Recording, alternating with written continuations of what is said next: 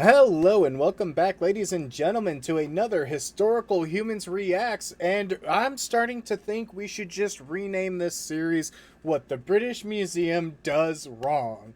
Because in yet another instance of the British Museum exerting their expertise, they are being called out because they blatantly ripped off a woman's translations of Chinese poetry without permission. God Yeah, forbid the British Museum do something nice. yeah. So the British the incident in question is a pair of poems from a early 20th century poet whose name I cannot say. I'm going to go with Fusion? Q Jin. That were translated by a Vancouver writer, Yilin Wang, who has accused the British Museum of using their translations without permission or compensation. The British Museum's response to these accusations is to remove both poems from its collection and state that the author will not be credited because their work will no longer be displayed. Yes, and God, they yeah. Which is probably the most amenable solution they were going to get. they this couldn't is just credit her and pay her. this is the So they British apparently allegedly offered financial payment for the period the translations appeared in the exhibition, as well as the continued use of the quotations for their transition. Yeah. So apparently they just remove it and they said they won't credit her, but they are talking about payment. Mm-hmm. I mean, I guess that's something, but And she did also say that someone who works for the museum does apologize. Mhm. And yeah, so they are working on trying to get the stuff officially publicized. But I know a lot of questions that people have regarding this, and this author actually went into the whole thing about it because I actually read the Twitter interaction when it was happening. oh, Apparent. there was a whole Twitter thread. Oh, Aaron, go look it up. It's linked in the article, at least a part of it. Um, I love a good Twitter thread, yes. y'all. So what happened is I made aware of the theft of intellectual property. And what most people don't realize is that translations can change depending on who's the one translating it. And as such, it can be considered a unique interpretation, aka copyrightable, which is exactly what these translators do to protect their work. For instances, exactly like this. So Yeah. they copyright their translations, and you could tell they're pretty unique because certain translations you choose different words, they choose different ways to reinterpret the wording because languages aren't one for one. I'm sorry to break Yeah. that to anyone who Yeah. only speaks one language. Yeah, for a lot of people who aren't bilingual, not only do a lot of words not have one-to-one translations, but a lot of phrases don't. A lot of grammar doesn't translate, especially when you're dealing with higher forms of writing, as is often the case in poetry and literature. Or like, Euphemisms don't translate. Compound sentences don't translate, and so every translation, please, especially one that has to make a very far linguistic jump from what I believe would be Mandarin all the way to English. That's one that's going to have a lot of very important creative decisions by the translator I involved. mean, even just like in me and Colum's side of the field of archaeology, who have looked at literary translations. I'm We also we Archaeologist. have you seen them? Yes, I have dealt with I mean, translations. He's oh, done Aaron, translation. my thesis, I had to do a bunch of French translations to Yeah, try and interpret their interactions with indigenous. oh, yeah, fair enough. yeah. I mean, for the most part, my example was going to be on like the Greco-Roman side, but I did not know that about you. Anyway, Nice. we've seen a lot of the translations that we have in English come from Arabic sources who translated the Greek originals if Yeah, yeah. they didn't already show up in the Latin world.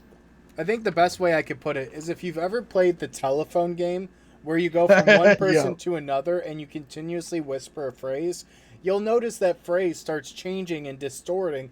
And if the game is played right, the saying is completely different from point A to point B. Yeah. oh yeah, it's one of my favorite games to play at church camp. Yeah, Oh and God. it's one of the things too with I'm gonna get back to the article, but like with things like this, with poetry especially, where the exact meaning of the words is paramount, as well as the exact form in which they take. The translator really is as important as the original artist for understanding the work. Which And is oh good. this is and just ripping off the translator like this um is just incredibly unprofessional from the British Museum. They are rectifying it, or at the very least in the process of starting to do so.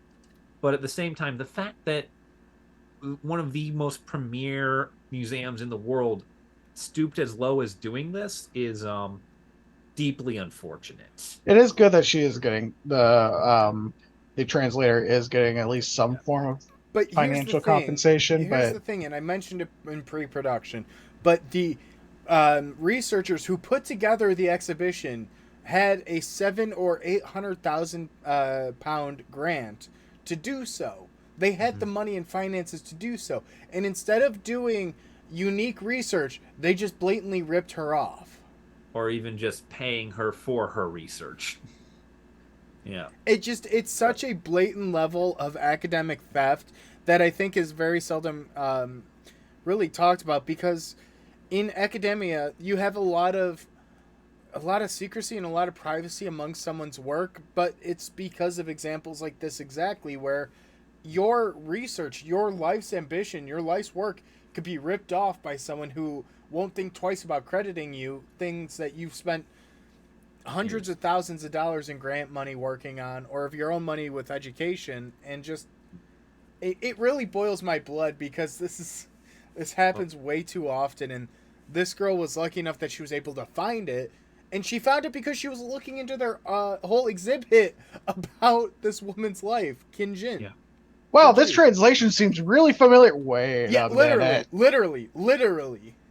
And the thing is too, I appreciate. I think we should take a moment to appreciate for our audience here the irony of the specific poet who is being translated here in this incident. Um, as could you say the name one more time? Because I'm not gonna get it right. So Uh, Kijin. yeah, yeah, Kijin, That's about Kijin. yeah, Kijin. That's about as close as I'm gonna get. Um, Kijin was a is considered the Joan of Arc of China on account of her being executed by the Qing dynasty for anti-government activities like women's rights. So I just wanted just like it's like so you're telling me you ripped off a translator for a human rights activist, an executed human rights activist. You as a monolithic authority. I think what it's it not boils very down girl to boss. is, for the British Museum, you just need to be better. Just do better. Because there's a lot of stuff that the British Museum has done wrong, and they actively know they're doing wrong, but they're just so archaic in their practices and policies that they just won't catch up. Yeah, there's a lot of people who I within this the at least museum studies and curation who really still carry a lot of that old century idea of it's ours and we can do whatever we want and just not give credit to someone they deem as a nobody. I mean, this isn't an artifact, but for fuck's sake, they literally marched right in and said, "This is ours now, and you can't do anything about it." And the only Yeah, reason they even are going through trying to rectify it is because they got caught. They're like, "Oh, yeah, you caught us." yeah, But We would yeah. have gotten away with it too if it weren't for you meddling kids. That's exactly the vibe for this. and I Because think Yeah. on God's that Scooby sake. moment, we should wrap this up. Thank you guys for Yes, watching. please. Thank you guys for watching. If you enjoy, let us know down below.